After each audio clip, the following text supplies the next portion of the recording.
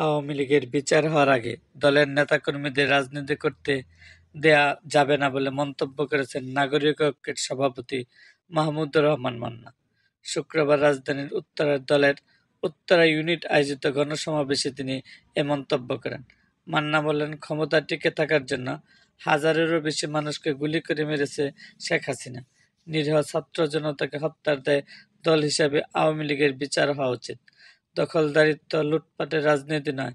যারা গত 15 বছর ধরে এই দেশকে লুট করেছে, বাংলাদেশে অর্থ বিদেশের মাটিতে পাচার করেছেন, তাদের বিচার হতে হবে।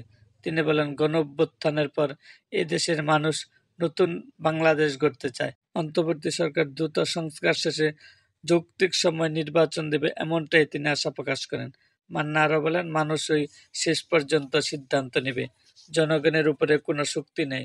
যত বড় দল হোক, মাস্তানদের দল হোক, যদি জনগণ তাদের না চায় তাহলে তারা সরকার গঠন করতে পারবে না।